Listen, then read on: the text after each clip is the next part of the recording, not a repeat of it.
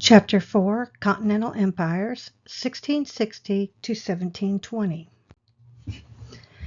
In 1757, British thinker Edmund Burke, he observes that the growth of the British American colonies had been largely unplanned and very chaotic.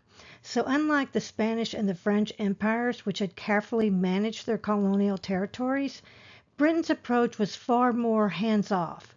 Burke noticed that the development of the British colonies was shaped kind of by chance, by climate, and really individual ambition. So rather than having a clear imperial strategy, each colony evolved on its own, depending on how much wealth it could contribute to the empire. So this lack of centralized planning meant that the colonies grew in different directions with little coordination, little oversight from the British government. So most British colonies were more of a private venture. They're chartered by the crown but not directly supervised or supported by the crown. So this independence gave colonists freedom to make decisions, but it also led to some very serious problems. So by the late 1600s, many colonists are facing an instability, which includes like internal conflicts, economic struggles, and often all of this led to violent clashes with Native American indigenous groups. So local governments often lack the power to control their populations or to really control their borders. So this is going to lead to a bunch of power struggles and very, very fragile alliances. So without a unified plan or strong imperial support from the British crown, the British colonies are going to be kind of like a patchwork of competing interests, which is just going to set the stage for eventual tension and eventually a push towards independence. All right, so what is going on in England in the 17th century? So England is experiencing major political and religious turmoil. So this is going to affect its government in England, and it's also going to affect its government and how it governs the colonies. So a long-standing struggle between the British Parliament and the King was centered on royal power and religious control. So Archbishop William Laud, he makes changes to the Church of England, and that's going to make a lot of people angry, especially the Puritans in Scotland. So this is going to create a widespread conflict between these two groups. In 1628, Parliament is going to pass what's called the Petition of Rights. This is a key document. It's going to reinforce basic freedoms and limit the king's ability to impose taxes on the people and impose imprisonment on citizens without any just cause. So these tensions will eventually escalate into what is known as the English Civil War in 1642, which this is going to end with Parliament having a victory, and they're going to execute King Charles I in 1649. So after this period of time, you're going to have Oliver Cromwell of England. He's going to come to rule the area. So he's going to take England and he's going to transition England into what's called a constitutional monarchy, kind of what it is right now. So it means that you have the king and the queen and the royal family, but they're just kind of a figure.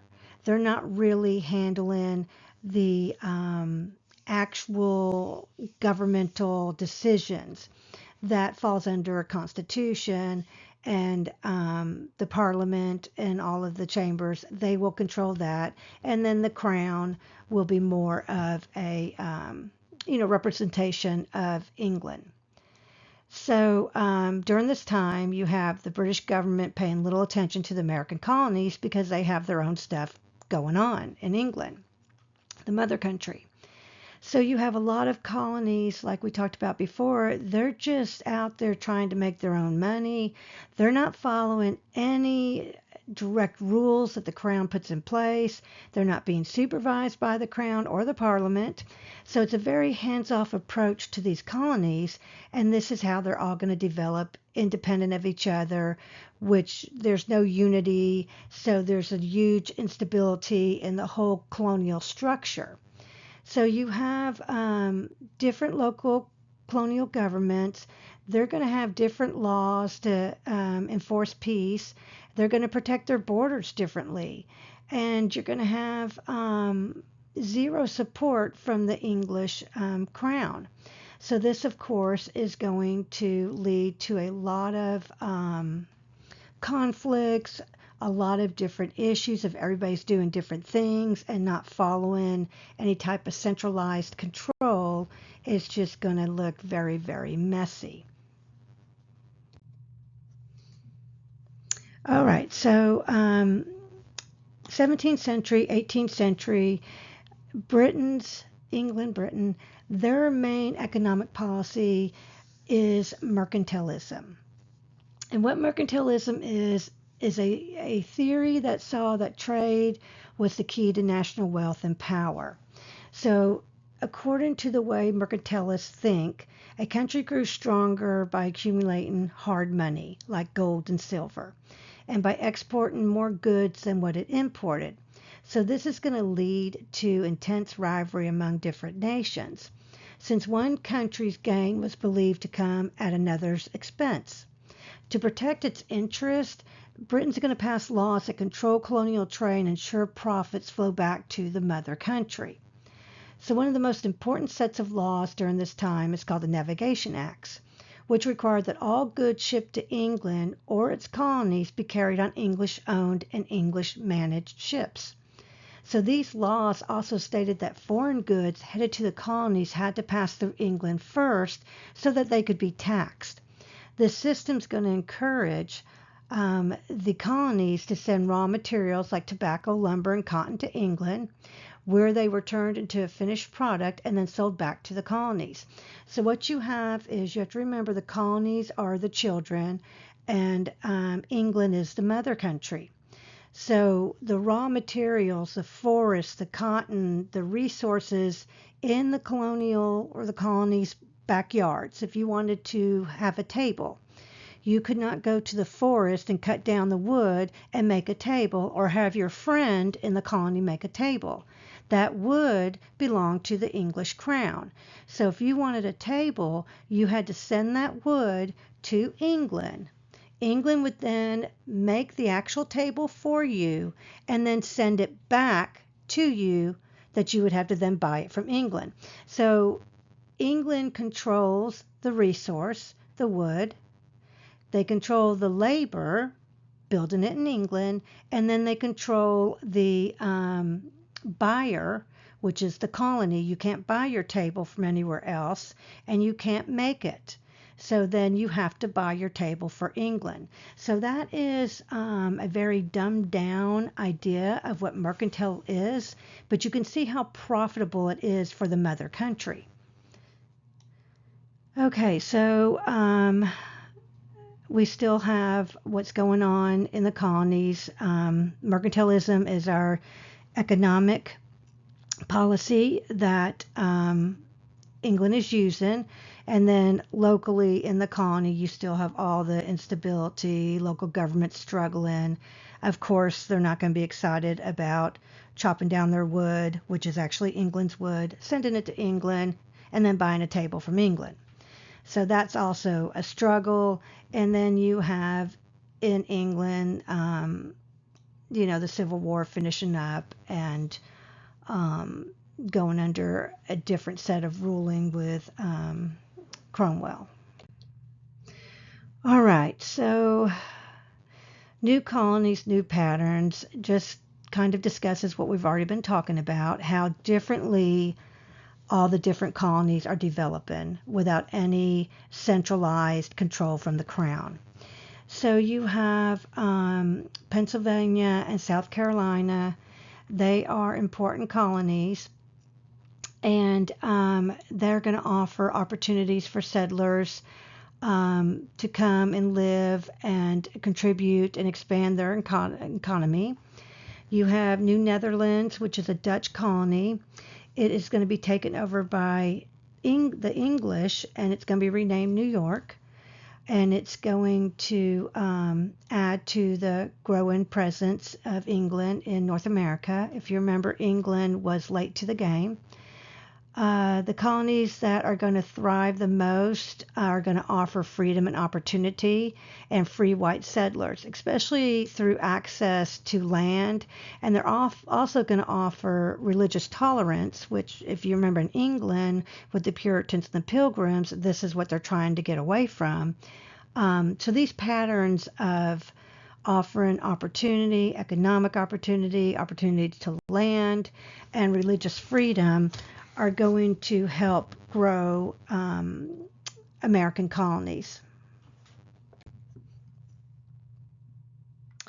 Okay, so we talked a little bit already about New Netherlands is going to become New York. You have the Navigation Acts that are passed by British. They're going to cut the Dutch out of international trade altogether and challenge their dominance in the slave trade. If you remember, the Dutch are going to move more towards the north in Canada for the beaver trade. So England is really stepping in and trying to take over and become more dominant in the game here. So you have James, the Duke of York. He is going to persuade King Charles II, because remember, King Charles I got executed, to grant him the land between the Connecticut and Delaware rivers. He's going to send troops and warships to seize New Amsterdam. They're going to transfer that to be New York. And the colony retained a mix of Dutch and English influences, because remember, this used to be a Dutch colony. They're going to deal with just strict mercantilism policies. This will cause some tension between the different merchants. Pennsylvania is founded by William Penn. He is a Quaker, and he is the son of one of King Charles II's closest allies. So Penn's colony is going to promise religious freedom, self-government, and economic opportunity. So what we were talking about before, how these colonies all are developing differently, they're going to offer different things to the people to come over and immigrate into their colonies. All right, so Penn is going to offer, like we said, freedom, self-government, economic opportunity. So he is going to attract people who are German. He's going to attract Quakers and also indentured servants. Indentured servants are people who are going to pay for their passage over to America by working it off in America. So it's a sense of slavery, but not slavery as you know it.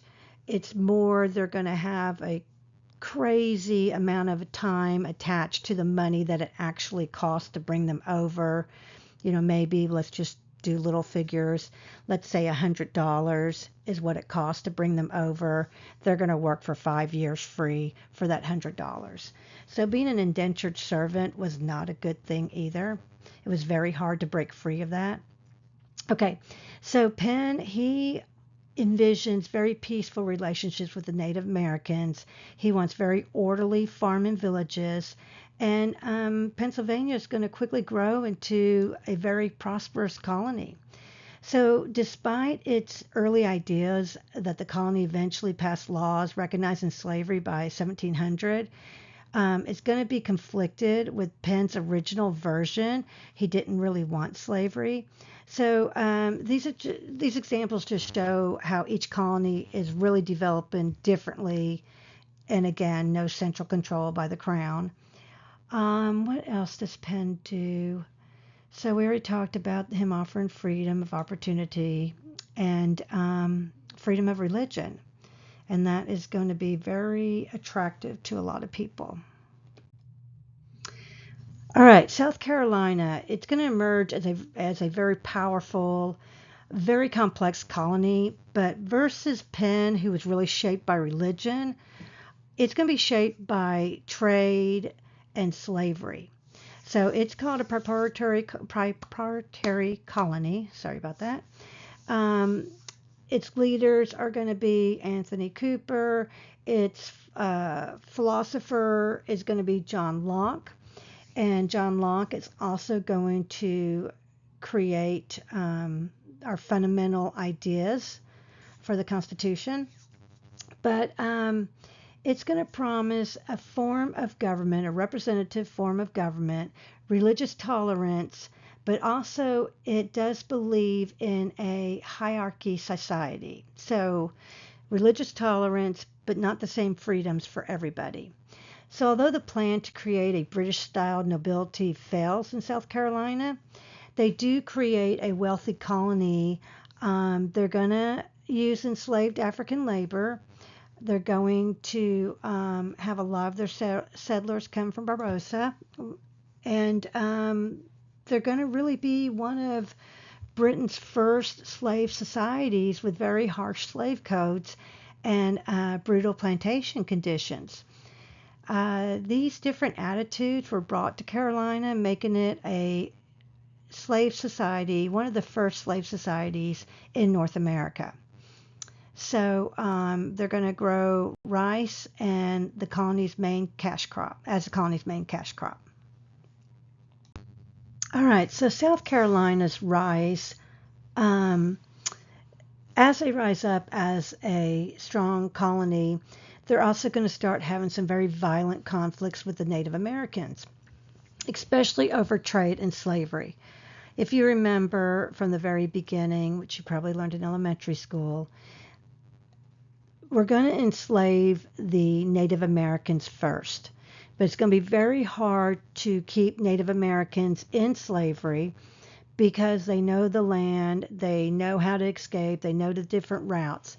So that is not going to work as well for the colonists as bringing in African enslaved people. African enslaved people know how to farm and know how to adapt to more of the different necessities that they need.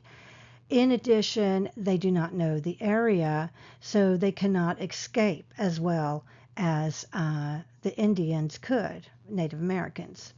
All right, so South Carolina is going to have issues over trade and slavery. So between 1670 and 1715, you have from 25,000 to 50,000 enslaved Native Americans, indigenous people. So this is going to lead to what's called the Yamasee War in 1715. The war began after some very unfair English trading practices, and it's going to result in a massacre of South Carolina citizens.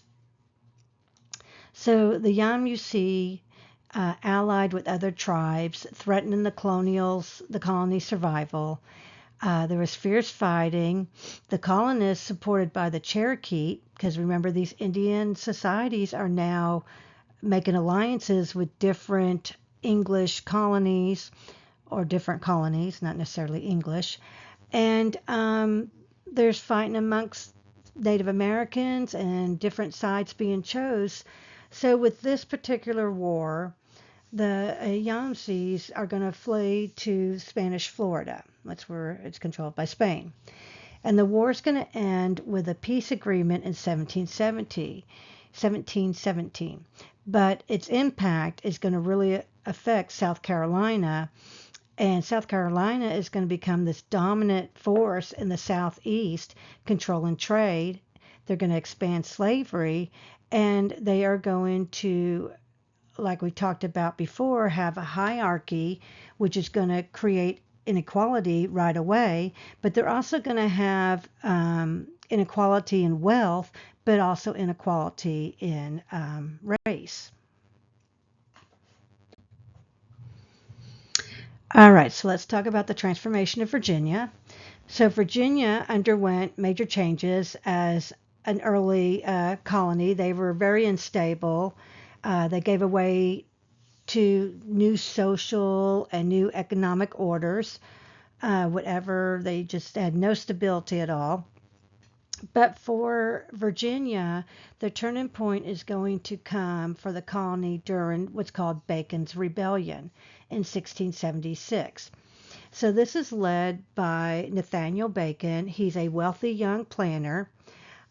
He is going to create a violent uprising that he's going to try and get freedmen, which are free men, indentured servants, and different people who are just really angry over the high taxes, the limit to land, and the government's failure to protect settlers from Native American attacks. So the rebellion began as a violent clash with the Doge Indians, and it escalates into a full-scale revolt.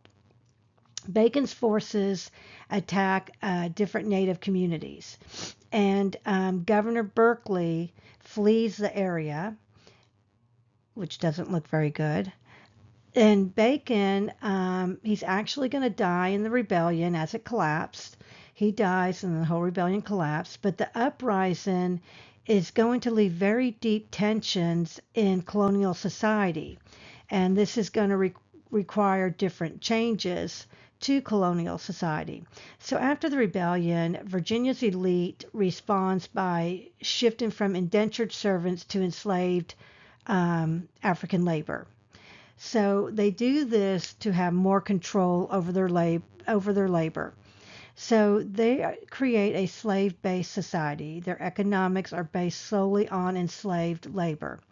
So the British had already entered the transatlantic slave trade on a very large scale, and by 1698, you had private merchants who were authorized to transport slaves to North America.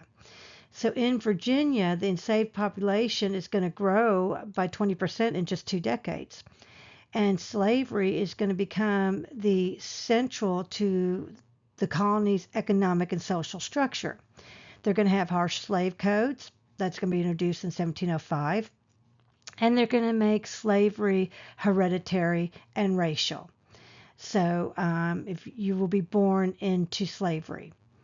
So these changes marked Virginia's transformation into a society built just on plantation wealth, racial inequality, and permanent slavery.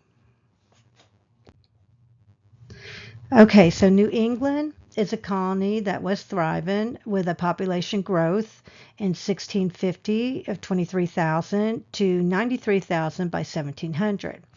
And their population growth is not based on immigration, but through natural increase. So families were larger, life expectancy was higher than in England, and homes evolved from simple shacks to 2-story dwellings. So this better structures of home, it reflects the rise and prosperity of the colony. But the success brought new challenges. You had Puritan leadership that grew concerned that the people were becoming too focused on worldly matters. And that is not why the Puritans came over. So they're worried, the leaders are worried that people are just becoming too worldly. They care too much about worldly things, and this has taken them away from the religious devotion. So church membership starts to decline, and in the 1660s, what's called the halfway covenant is introduced, and it allows children and grandchildren of original church membership to join without any type of full conversion. So full conversion or conversion is this experience of where you've accepted the religion and accepted God and Jesus. And it's very important that you have this conversion in the church, in the Puritan church. So because religious devotion is going away and church membership is going away, because church membership is everything, the church is the center of the colony, especially in this colony, they're going to create this halfway. So if your mom or your granddad had a religious experience, you are now covered and you are now allowed to be in the church without having it on your own. So this is going to create issues within Puritan communities. And they really fear that the whole central of their religion, their spiritual purity, is no more. All right. So at the same time, you've got New England growing, having issues with Native Americans. Um, Most of it's always going to be over land because remember, the Native Americans are given a certain amount of land, and then the colonists just keep on coming over more and more and taking over their land and pushing them further west. So, what we have is called King Philip's War in 1675. The main person is called Metacom. I'm not even going to try and pronounce that Indian group. So it's over the English settlers encroaching on native lands. So Metacom, and I'm sorry, I'm probably pronouncing that wrong, he is called King Philip by the colonists. That's what they call him. So he organizes a resistance. So after failing to play a rival colonist agent against each other, he prepares for war. Okay, so he's tired of playing the different games, the different alliances, and the different games. So the conflict involves multiple colonies and it results in a very heavy casualties on both sides.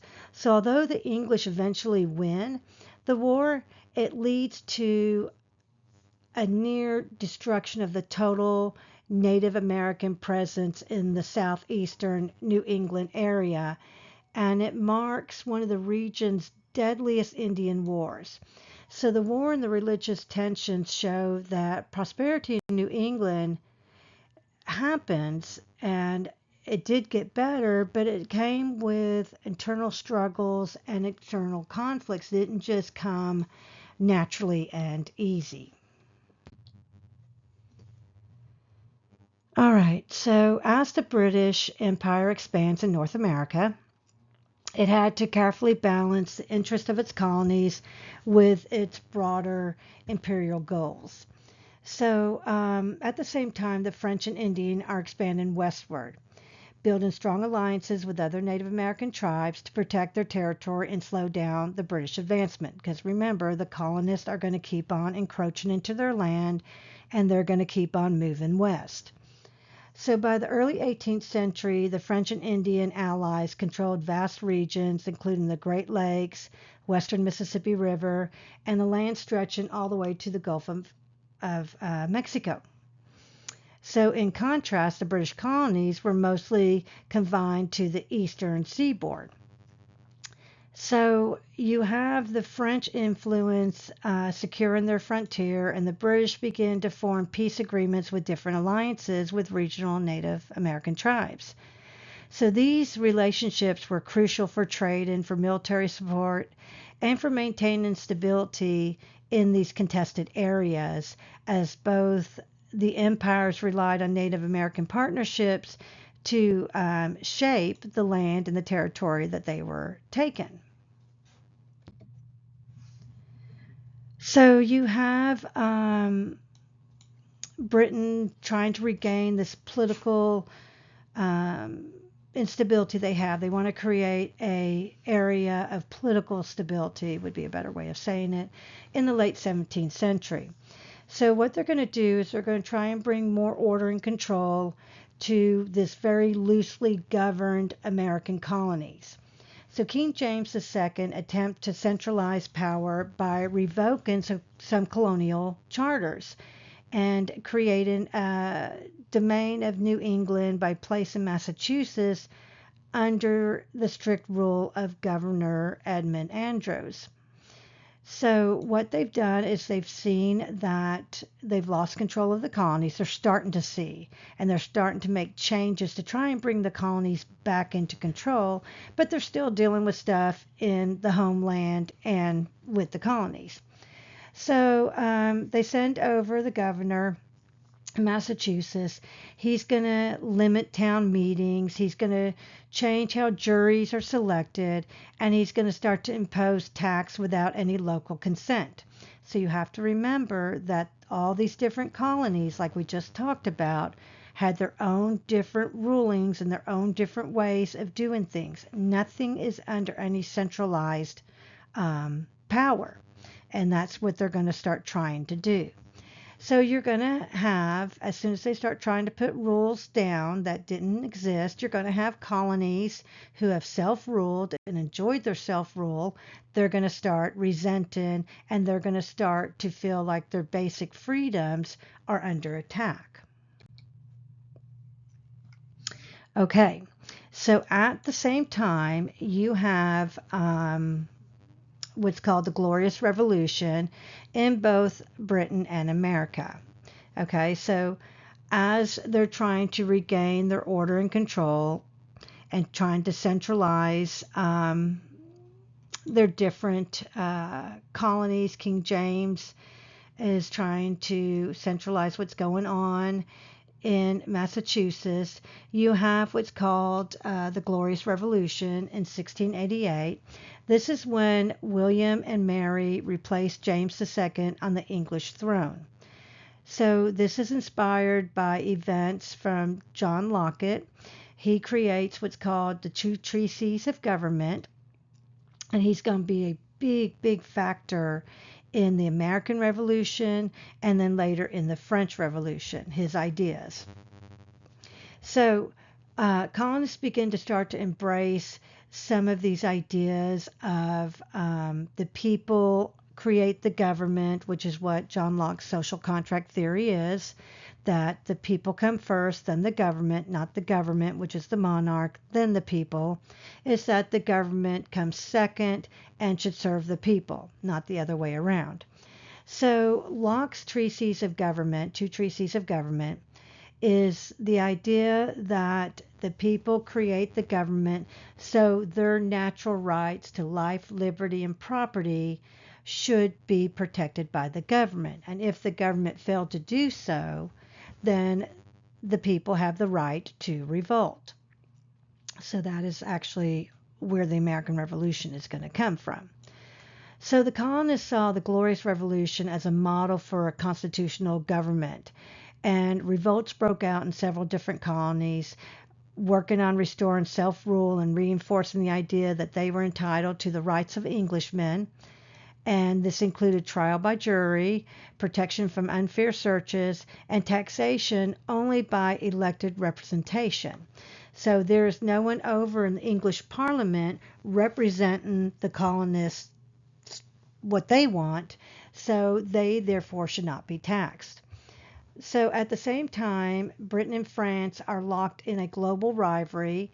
They're drawing the colonies into what's called the King William's War, 1689 to 1697, and Queen Anne's War, 1702 to 1713.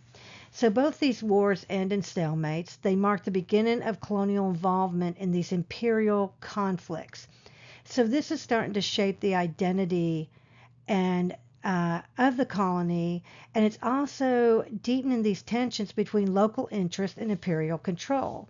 The colonists keep on being brought into these different wars.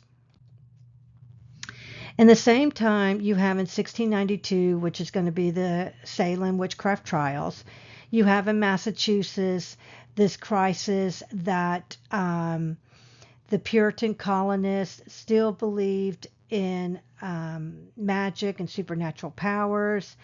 They are going to create this religious and political environment. You have religion controlling political decisions, and you have no charter, because if you remember, the king took away the charter. The charter are the laws that the colony is supposed to follow. So what happens is you have anxiety, you have King William's War, which was a slaughter where the colonists in that area experienced scalping and all different types of Indian practices that they were not seeing, so they're going to believe that those are coming straight from the devil. You have a non-effective government in the colony, and you have all these other issues happening.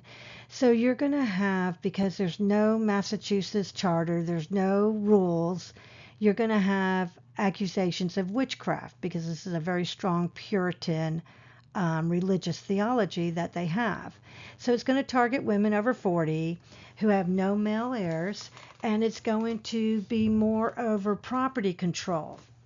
So February 29, 1692, John Hawthorne and Jonathan Crowan, they arrive in Salem to investigate these people who are being charged for witchcraft. And we're going to get into this a lot more in class. It's much deeper. It's very political. So you have 156 people who are jailed and then 20 who are going to be executed. And it all begins with young women from Salem Village. They're going to accuse older, wealthier individuals from Salem town, and it's just going to be a panic that is going to spread throughout this area. But some of the issues that you have is when you claimed that somebody was a witch, you had to put up money. And then they went to trial. And if you were wrong, you lost your money. Well, if you were right and they were a witch, you got their land and their money. So the problem with this is a few things. Children could not testify. It was against the law in England. You could not just accuse people of being a witch or doing something wrong to you without putting up money. That was a requirement in England. And like I said, if your accusations were false, you paid for it, literally in money and possibly prison sentence. So what you have is you have no charter.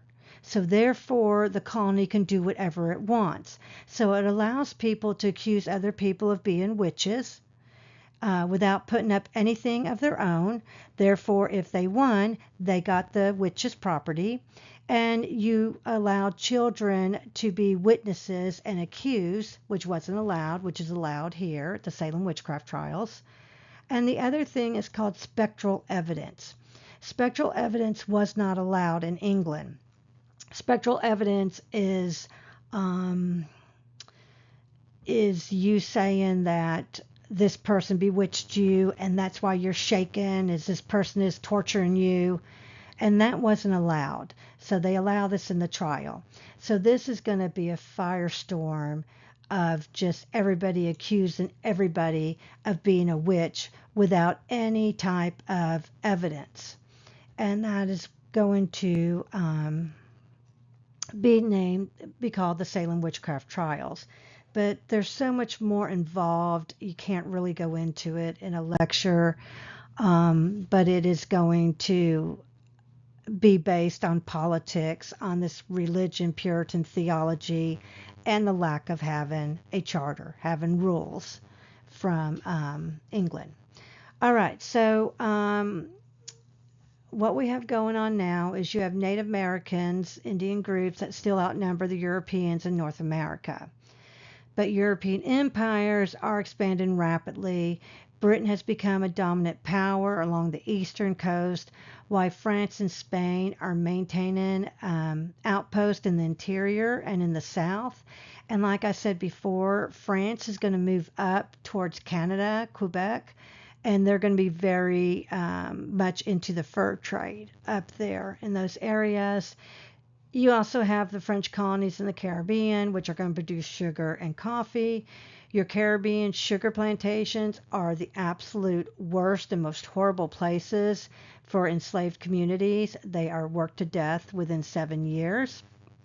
You're going to have Spain still have their presence in St. Augustine in Florida, which is a military outpost. If you remember, England being slow into the game, instead of creating their own colonies, they just waited for the gold and the silver ships of the Spanish to come along the Florida coast, and that's where they would do piracy and just take the gold. Let's see, what else do you have here? You're going to have some escaped British slaves. They're going to flee towards the creation of a free black community in North America. called the Garcia Real de Santa de Teresa de Mos, which I probably said all of that wrong. All right, so right here we just kind of have a breakdown of the French and the Spanish and New Mexico, and what all was going on, what colonies they had. In the Southwest, the Spanish missionaries tried to convert the Pueblo Indians in New Mexico, but harsh demands for labor and tribute are going to lead to the Pueblo Revolt, which is in 1680. It's going to be led by the medicine man, which is called Pope. The revolt was the most successful Native American uprising in North American history, resulting in over 400 Spaniards to retreat to not New Mexico, El Paso. And they held off the Spanish reconquest for 13 years, where the Spanish were trying to adopt less aggressive policies and end in the encomina system of labor. And it's going to start easing these missionary efforts. So one of the lasting impacts of the revolt was the spread of horses. So the Spanish are going to leave behind their horses, and this is going to transform the Plains Indians because they're going to be able to use those horses. So by mid-1700s, horses and guns acquired through trade with the French and the Spanish are going to make the Plain Indian tribes more mobile, more effective hunters, and it's going to improve their living conditions, but it's also going to increase these intertribal warfares. And so these changes are going to have, of course, lasting effects on European imperialism. And it's also going to change Native American resistance across the whole continent.